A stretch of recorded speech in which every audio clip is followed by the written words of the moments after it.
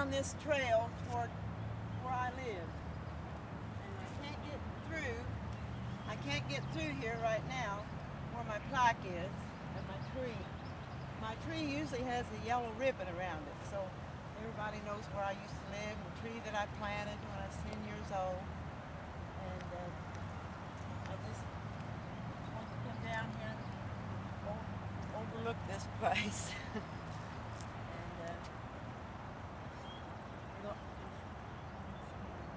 And I have written 6 books, and there's lots of good reading in it about Death Valley, how we had to live, and everything that went on down here. And it was people were all nice down here and helped each other.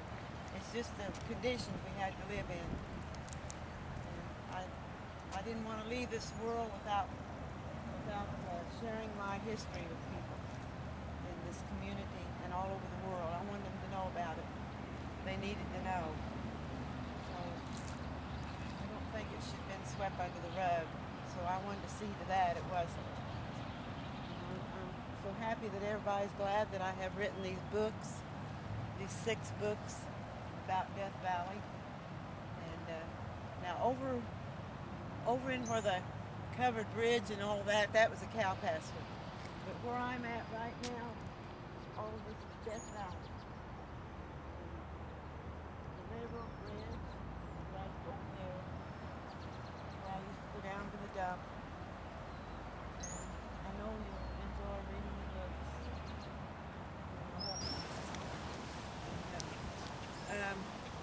This book here in my left hand is Fear and Chilling Secrets of Death Valley, Columbus, Indiana. That will tell you a lot about my life when I lived here in Death Valley. And it's very interesting to read. Especially read it to children, because they need to know not to keep secrets, to tell somebody. And this second book is Sylvia's World. This is when I was 15 years old, and I wanted to write about my life too, about going to school, people making fun of me. And I didn't want to leave this history behind, because it was too special for me to leave it here, because I would be wasting it from other people. And I wanted them to know about this. My tree is really washing away. It's getting old like I am, but it's still here. I guess maybe we'll die together. I don't know. And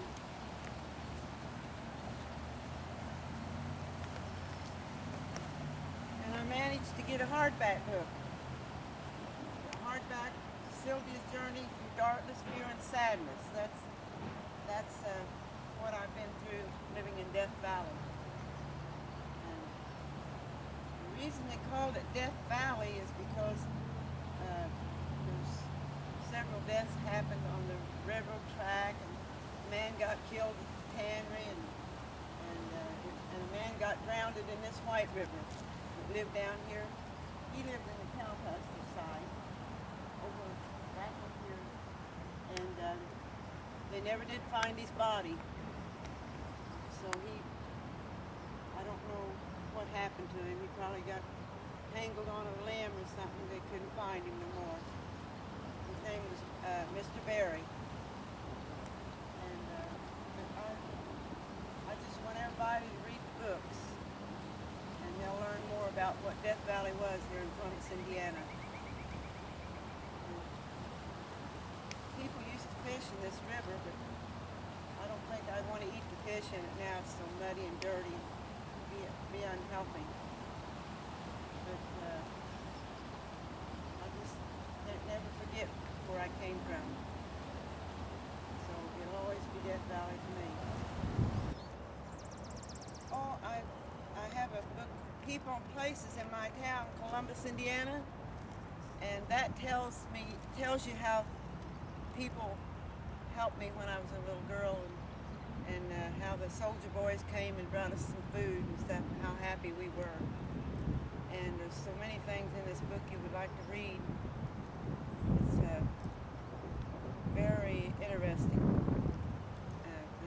never know if I hadn't, that you would never know it if I hadn't written these books. And I have childhood memories of a World War II veteran, and he was a nice person. He was good to us, my brother and I, and brought us some popcorn. We always were so happy to get it when he would come to our house. He brought sunshine to our house. It was so dark, and then when he would leave, the house, it would get dark again. So we hate to see him leave, and that's why I wanted to make this book, is because of him. I didn't want his mother's picture and everything, all of his pictures thrown away. And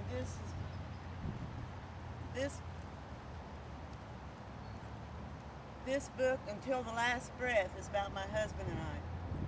So I wanted to leave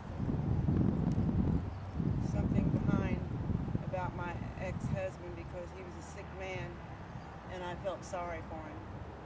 And he was made fun of on this earth. That I just wanted to tell people that he didn't mean to say the things he said, but he just couldn't help the way he was. So that's why I wrote this little book, and it's very personal. It's interesting. It tells you how I met my husband. It tells you about the old ice house here in Columbus, where I met him at. And there's the back of it. So that's my husband standing there by Pamela, my niece's house. And this down below is me. A little bit younger picture. That I just wanted to get this little book published, and I'm proud I did. So altogether I have 6 books. It's very interesting, and things that people should know.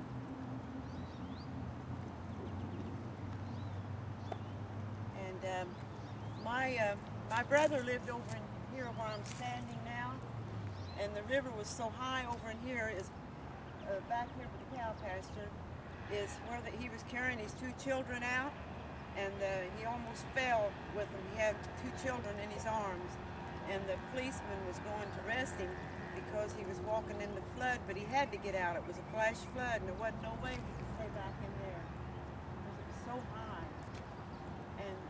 But he was trying to save his children, and that's how high and dangerous this river really is.